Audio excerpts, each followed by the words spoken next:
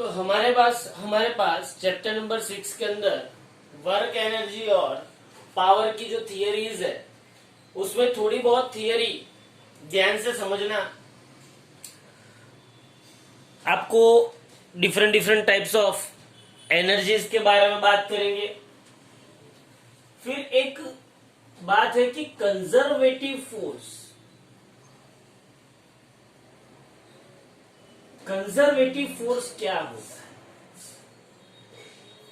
हाँ, conservative force का मतलब क्या है कि जब मैं कंजर्वेटिव कोई भी प्रकार का फोर्स होगा, हाँ, उस फोर्स की वजह से जो वर्क डन होगा, क्या होगा? जो वर्क डन, अगर ये वर्क डन पाथ इंडिपेंडेंट है, क्या है ये वर्क डन? ये जो वर्क डन है वो पाथ इंडिपेंडेंट है, इंडिपेंडेंट। ये जो वर्क डन पाथ इंडिपेंडेंट है, मतलब कि एक ऐसा फोर्स जिसकी वजह से जो वर्क डन हुआ, ये वर्क डन पाथ इंडिपेंडेंट है, तो इस प्रकार के फोर्स को हम कंजर्वेटिव फोर्स बोलते हैं। मतलब कि कंजर्वेटिव फोर्स के लिए, कंजर्वेटिव फोर्स की वजह से जो हम वर्क का जो हम कैलकुलेशन करते हैं, उस कैलकुलेशन में हमको सिर्फ और सिर्फ initial position, initial and final position के ही बारे में बात करनी होती है। हमको कहां से, कौन से रास्ते से वर्क डन हुआ है उसके बारे में कोई बात नहीं करनी।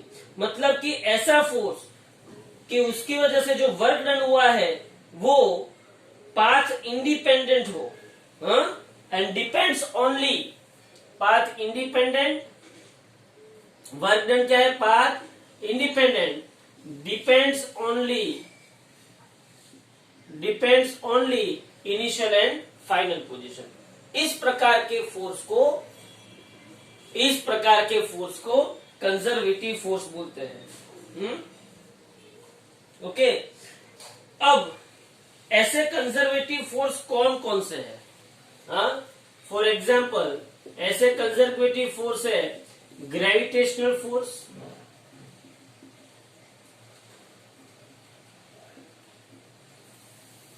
Electric force, magnetic force. In gravitational force की वजह से जो फील्ड क्रिएट होती है उसको ग्रेविटेशनल फील्ड बोलते हैं। मैग्नेटिक फोर्स की वजह से जो फील्ड क्रिएट होती है उसको मैग्नेटिक फील्ड बोलते हैं। हाँ, तो इस प्रकार के फोर्स को हम कंजर्वेटिव फोर्स बोलते हैं। समझना ध्यान से। एक दूसरी बात, सपोज कि मैं यहां से एक ऑब्जेक्ट को उठा के यहां पे लाता हूं, मैं उसको ऐसे लाऊं या ऐसे लाऊं या ऐसे ऐसे ऐसे करके यहां पे लाऊं, वो पाथ पे डिपेंड करता नहीं है। जो वर्क डन होता है वो पाथ पे डिपेंड नहीं करता है। वर्क डन सिर्फ और सिर्फ इनिशियल एंड फाइनल पोजीशन पे डिपेंड करता है। इसलिए इस प्रकार के फोर्सेस को कंजर्वेटिव फोर्सेस कहते हैं। Okay, now non conservative force. Non conservative force, आज का ये सेशन पूरा का पूरा मेजोरिटी थियरी ऊपर रहेगा। Non conservative force, non conservative force मतलब जो कंजर्वेटिव नहीं है उसको हम क्या बोलेंगे? नॉन। या तो ऐसा कि कंजर्वेटिव फोर्स के अंदर हमारा जो वर्क डन था वो पाथ इंडिपेंडेंट था, लेकिन नॉन कंजर्वेटिव के लिए ऐसा फोर्स के जिसकी वजह से वर्क डन जो होता है, work done is path dependent, path पे पर डिपेंड करता है, तो उसको क्या बोलते हैं? Non conservative force. ओके, तो यहां पे ऐसे फोर्स को नॉन कंजर्वेटिव फोर्स बोलते हैं। इसका एग्जाम्पल है फ्रिक्शन फोर्स। दूसरा एग्जांपल है विस्कस फोर्स। हाँ, याद रखना कंजर्वेटिव फोर्स के अंदर जो क्लोज पाथ पे इंटीग्रेशन होगा ना, हाँ, क्लोज पाथ पे जो इंटीग्रेशन होगा वो 0 होगा। याद रखना क्लोज पाथ पे मतलब यहाँ पे क्लोज पाथ पे जो फोर्स की वजह से वर्क डन होगा वो क्या होगा, 0 होगा। इसके अंदर क्या होगा, नॉन जीरो होगा। ये याद रखना यहाँ पे। इसके बारे में मैं आगे बहुत सारी बातें करूंगा क्योंकि ये बहुत ही इंपॉर्टेंट टॉपिक है, लेकिन इसको मैं एग्जांपल के साथ समझाऊंगा, कंजर्वेटिव एंड नॉन। सिर्फ अभी यहाँ पे डेफिनेशन वाइज देख लो, conservative force and non conservative force. Conservative force path independent होता है, non conservative force path dependent होता है। कंजर्वेटिव फोर्स के अंदर gravitational force, electric force and magnetic force आता है। नॉन कंजर्वेटिव फोर्स के अंदर friction force and viscous force. Friction force जो सॉलिड में लगता है वैसा ही विस्कस फोर्स कहाँ पे लगता है, फ्लूइड में लगता है। सॉलिड के अंदर जिसको हम फ्रिक्शन फोर्स बोलते हैं उसको फ्लूइड के अंदर हम क्या बोलते हैं, विस्कस फोर्स बोलते हैं। समझ में आया?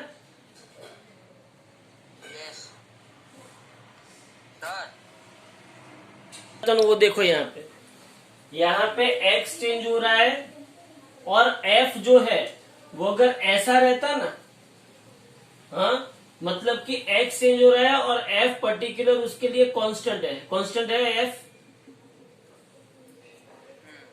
x चेंज हो रहा है और f क्या है, कांस्टेंट। लेकिन अगर ऐसा केस है कि भाई x चेंज हो रहा है तो f भी चेंज हो रहा है, यहाँ पे कांस्टेंट लेकिन यहाँ पे तो चेंज हो रहा है। जब वेरिएबल फोर्स होता है, कौन सा फोर्स होता है, वेरिएबल फोर्स, तब हम W is equal to F x नहीं लिख सकते। वेरिएबल फोर्स के लिए W is equal to F x नहीं लिख सकते हैं। ये W is equal to F x किसके लिए लिख सकते हैं, जब फोर्स पैरेलल हो, जब फोर्स कांस्टेंट हो। जब फोर्स कांस्टेंट हो तब हम W is equal to F x लिख सकते हैं। लेकिन यहाँ पे फोर्स वेरिएबल है तो मुझे इस पर्टिकुलर सेगमेंट के मतलब इस पर्टिकुलर ग्राफ के इसके छोटे छोटे टुकड़े करने पड़ेंगे। और ये जो छोटे छोटे टुकड़े किए यहाँ पे इस पर्टिकुलर dx के लिए, किसके लिए, इस पर्टिकुलर dx के लिए, इस पर्टिकुलर dx के लिए मैं इस f को कांस्टेंट समझ सकता हूं। तो इस पर्टिकुलर एरिया मतलब इसके लिए टोटल वर्क कितना होगा, dw1 होगा। This dw1 is nothing but f into dx होगा कि नहीं होगा, हाँ कि ना, हाँ। सपोज कि ये f1 हुआ तो f1 इंटू dx, फिर इस पर्टिकुलर स्ट्रिप के लिए, हाँ, इसका dx लिया तो इसके लिए फोर्स, तो ये dw2 is equal to f2 dx। ऐसे infinite numbers of dw1, dw2, dw3, dw4, dw5 ऐसे इनफाइनाइट नंबर ऑफ जो होंगे उसको मुझे अगर करना है तो dw, हाँ, तो ये dw का इंटाग्राम करूंगा तो ये होगा f dx। तो दो प्रकार के वर्क मतलब दो प्रकार के इक्वेशन है कांस्टेंट फोर्स के लिए। किसके लिए, कांस्टेंट फोर्स के लिए मेरे पास वर्क का इक्वेशन है W is equal to F into x, और वेरिएबल फोर्स के लिए मेरे पास इक्वेशन है W is equal to integral of F d x. Clear? चलो यहाँ पे देखो, अब मुझे ऐसा पूछा गया कि ये जो कंजर्वेटिव फोर्स है, कौन से फोर्स है, कंजर्वेटिव फोर्स है, उसके लिए F is equal to minus D by D X equation derive कीजिए। Derive F is equal to minus D by D X. 2 mark में पूछी जाने वाली मोस्ट टाइम की theory for conservative force. Conservative force के लिए F is equal to minus D by D X मुझे derive करना है। तो आपको पता है कि सपोज कोई फोर्स की वजह से ऑब्जेक्ट डेल्टा एक्स जितना डिस्प्लेसमेंट करता है, कितना डिस्प्लेसमेंट करता है, डेल्टा एक्स। तो आपको करना है assuming displacement of an object is delta x due to conservative force, ये वर्ड आना चाहिए, कंजर्वेटिव फोर्स F, बस इतना लिखो तो चलेगा।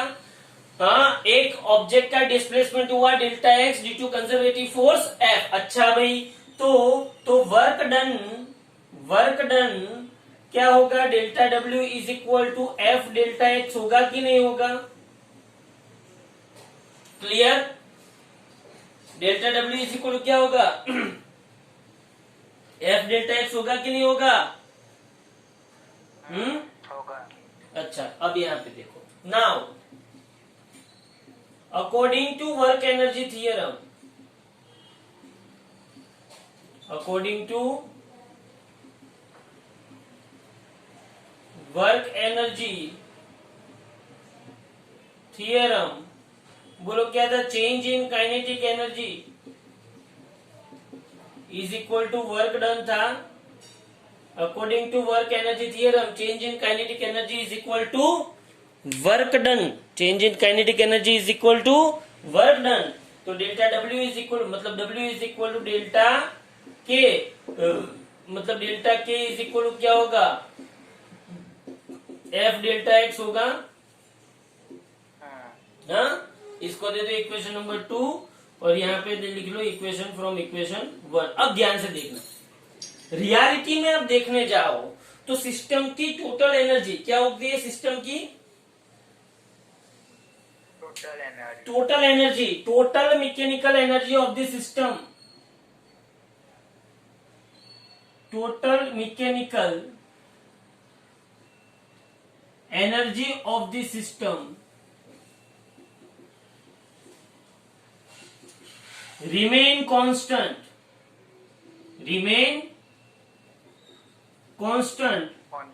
for conservative force,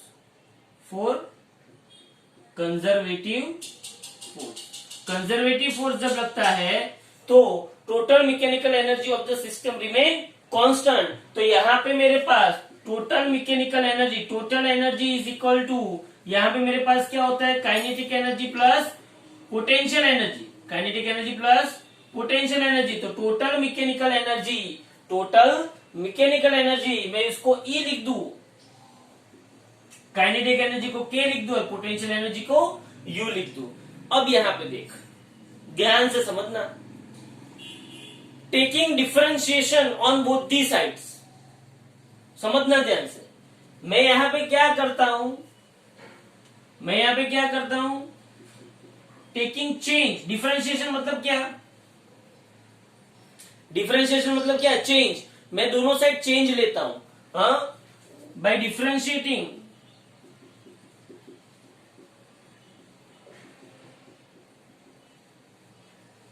on both the sides. चलो यहां पे देखो, change in E is equal to change in K plus change in U। बोलो ये समझ में आया कि नहीं आया?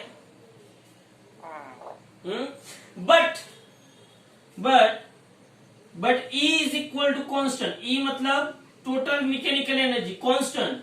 सो चेंज इन E क्या होगा? जो चीज कांस्टेंट होती है उसका डिफरेंशिएशन क्या होता है? जो चीज कांस्टेंट होती है उसका डिफरेंशिएशन क्या होता है? 0।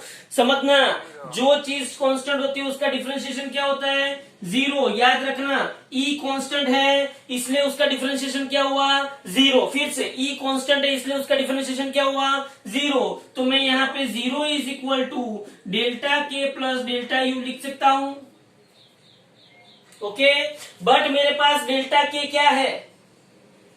मेरे पास डेल्टा K क्या है? F delta X plus delta U। क्या मैं यहां पे लिख सकता हूं इक्वेशन 2 की वजह से? हाँ, तो इक्वेशन 2 की वजह से delta K is equal to मेरे पास क्या आया? F delta X। तो मैं यहां पे लिख सकता हूं कि F delta X is equal to minus delta U। तो यहां पे मेरे पास आया F is equal to minus delta U by delta X।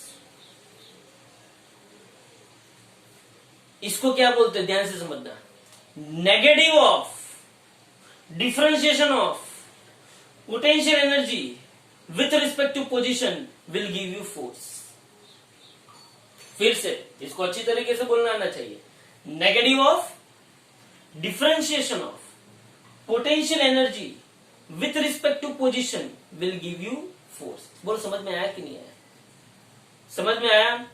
Potential energy का डिफरेंशिएशन करो किसके रिस्पेक्ट में, पोजीशन के रिस्पेक्ट में, और उसका नेगेटिव जो होता है वो आपको किसका मैग्नीट्यूड देता है? फोर्स का मैग्नीट्यूड देता है। बोलो पता चला कि नहीं चला? पता चला। हाँ, मोस्ट टाइम पे थियरी 2 मार्क के लिए। फिर एक यही चैप्टर में एक बहुत ही बढ़िया थियरी है जो पावर की है, कि पावर किसकी थियरी है? Power. What do you mean by power? Power is nothing but it is the rate of change. It is rate of change of work done with respect to time. Okay, what is power? चलो, reality में देखने जाओ तो ये जो power नाम का जो प्राणी है वो आप लोगों ने 9th स्टैंडर्ड में पढ़ा था कि नहीं पढ़ा था? ये पावर नाम का प्राणी आप लोगों ने 9th स्टैंडर्ड में पढ़ा था कि time rate of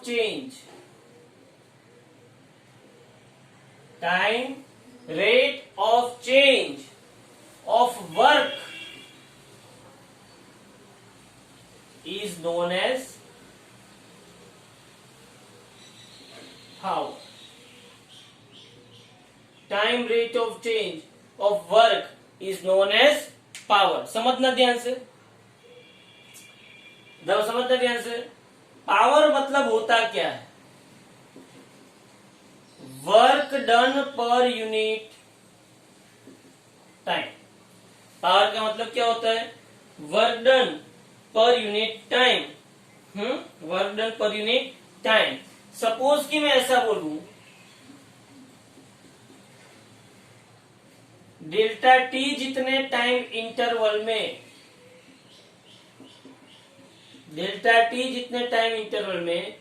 delta W जितना वर्क डन हुआ है, हाँ, तो एवरेज पावर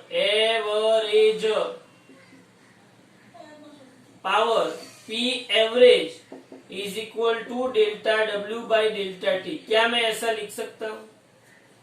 ये तो बताए ना आपको, एवरेज का सिंबल है। किसका सिंबल है ये? एवरेज का सिंबल है। तो P average is nothing but delta W by delta T. Okay, ये एवरेज पावर है। ये क्या है? Average power for small interval of time, for small या तो very very small interval of time, that is limit delta T tends to very very small मतलब 0। For small interval of time, instantaneous power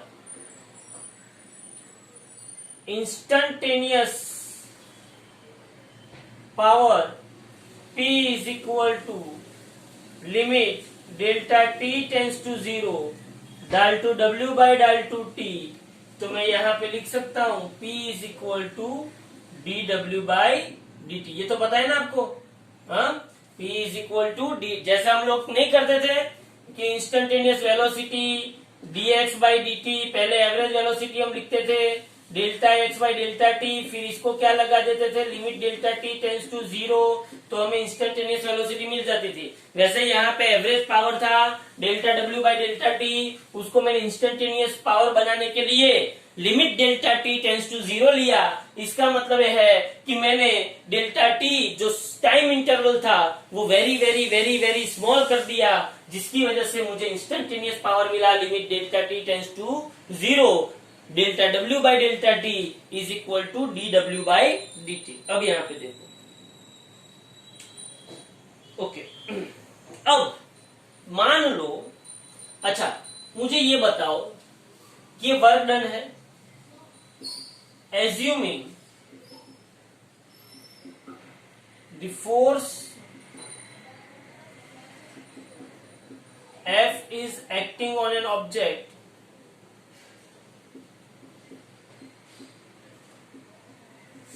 and due to this force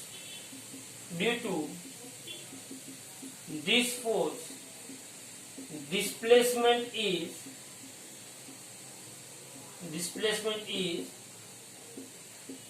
delta dr।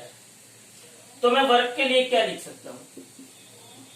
So work W is equal to, क्या यहाँ पे F dot D R हो सकता है? क्या ये W is equal to F dot D R हो सकता है? क्योंकि वर्क जो है वो खुद कौन सी फिजिकल क्वांटिटी है? स्केलर फिजिकल क्वांटिटी है। तो सीधी सी बात है, W इज इक्वल टू मैं F डॉट डी आर लिख सकता हूं। सो पावर का equation P is equal to मेरे पास है dW बाई dt।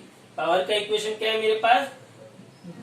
तो पावर का equation d by dt, W मतलब मुझे क्या मिला?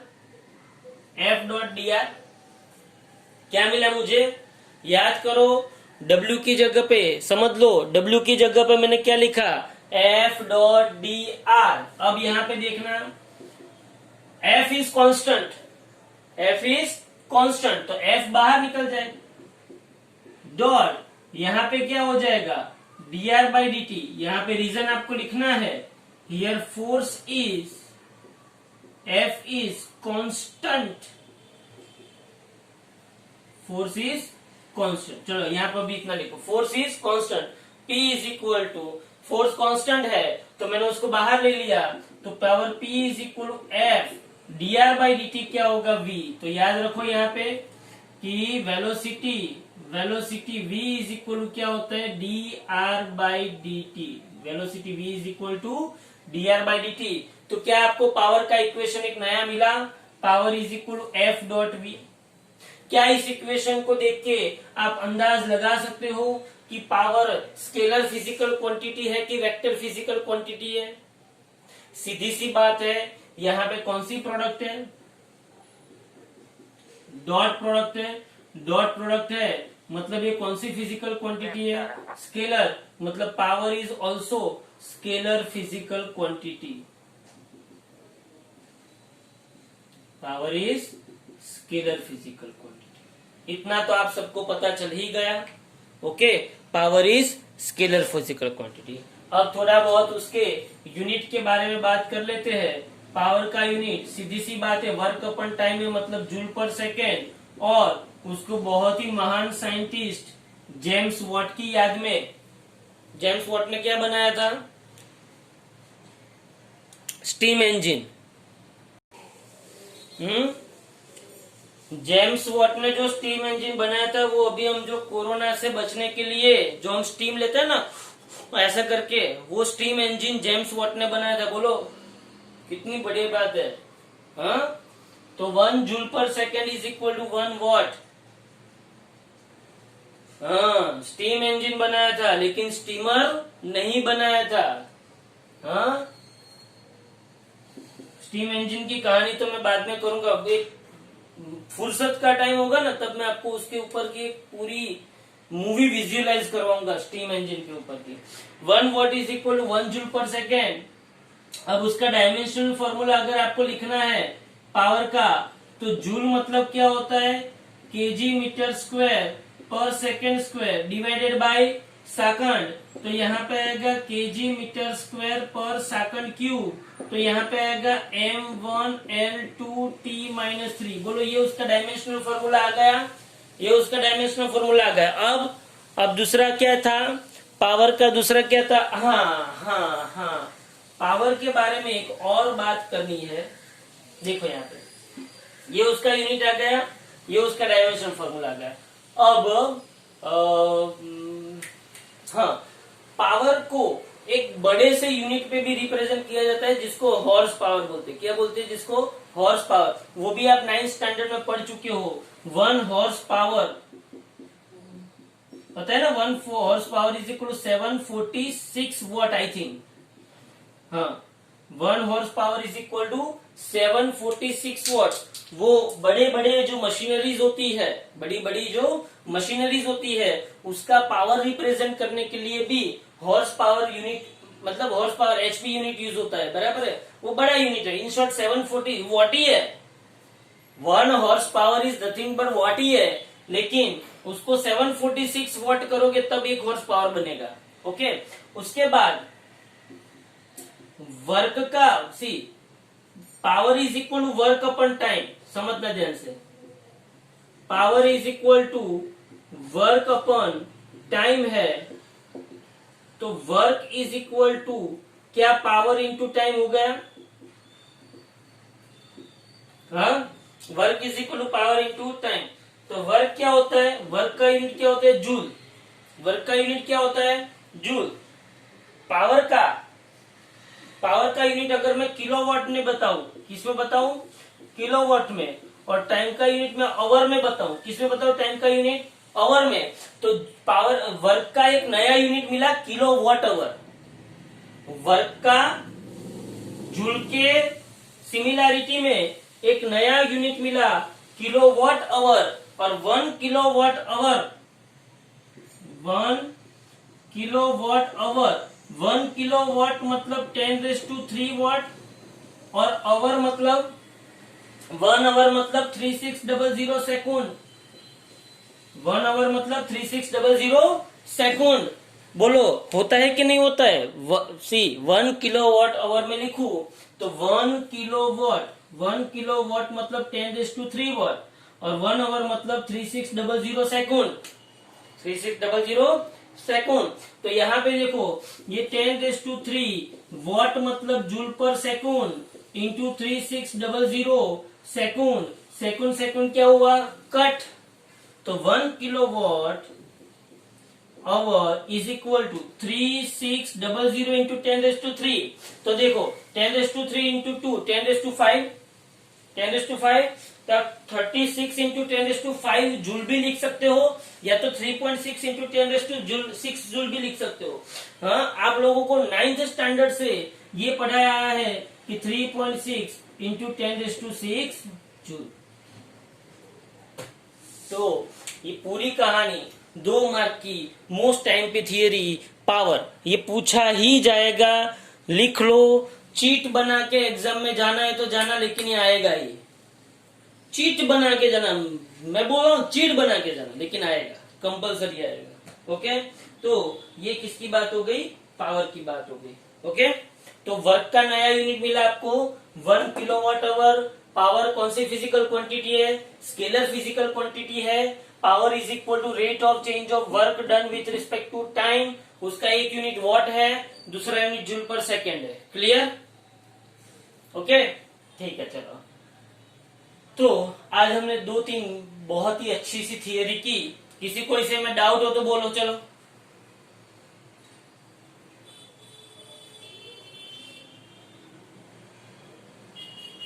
No doubt. चलो।